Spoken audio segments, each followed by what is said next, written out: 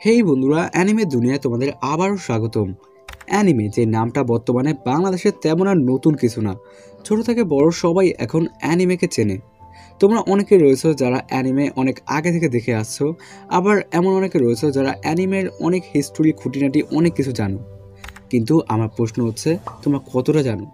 আজকে ভিডিওতে আমরা অ্যানিমে সম্পর্কে এমন কিছু বিষয় জানতে চলেছি যা আমার মতে একজন অ্যানিমে ফ্যানের অবশ্যই জানা উচিত। তো আর বেশি কথা না বলে শুরু করা যাক আমাদের আজকের ভিডিও।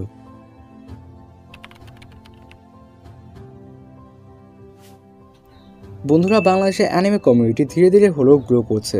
আগে যারা অ্যানিমেকে সাধারণ অন্য 4-5টা অ্যানিমেশন শোয়ের মতো মনে করতো, তারাও এখন অ্যানিমের জন্য পাগল। অনেকের ধারণা অ্যানিমে বাংলাদেশের নতুন, কিন্তু আসলে কি তাই? না।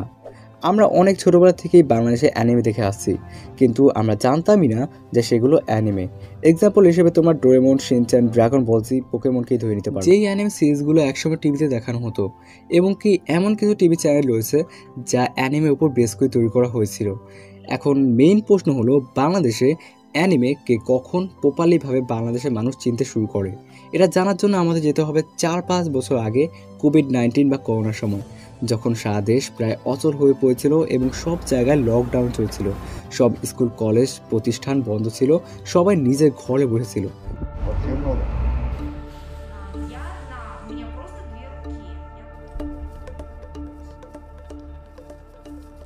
তখন সবাই টাইম পাসের জন্য বিভিন্ন movies, web series, animated series দেখতে শুরু করে। অনেকে পাবজি, ফ্রি ফায়ার মতো গেম খেলেও সময় কাটাতে থাকে। কিন্তু কিছু মানুষ ছিল যারা এক নতুন দুনিয়ায় প্রবেশ করে, অ্যানিমে ওয়ার্ল্ড। আগে যারা অ্যানিমেকে কার্টুন বলতো, তারাই পরে গিয়ে বুঝতে পারে যে অ্যানিমে কাকে বলে।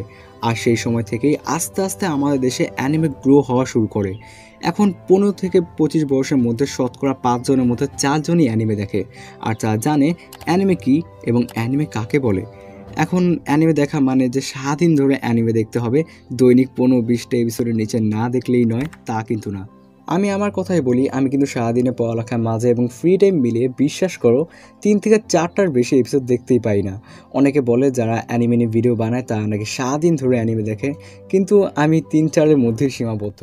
তো বন্ধুরা, আমরা জানলাম অ্যানিমে কখন থেকে আমাদের দেশে ফেমাস হতে শুরু করেছে, কিন্তু আরেকটি প্রশ্ন আছে যে অ্যানিমেকে কেনই বা এত বাহবা বা অগ্রাধিকার দেওয়া হয়? বর্তমান দুনিয়ায় ম্যাক্সিমাম মানুষের ধৈর্য আমার মতো অনেক কম।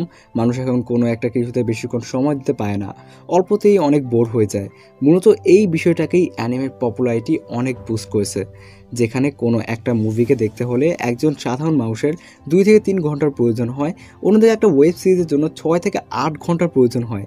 আর সেইভাবে একটি অ্যানিমে এপিসোড মাত্র 20 মিনিটের, যা একটি মুভির কম্পারিজনের 10%ও না। আর এজন্যই অ্যানিমে পপুলারিটি দিনকে দিন বেড়েই চলেছে।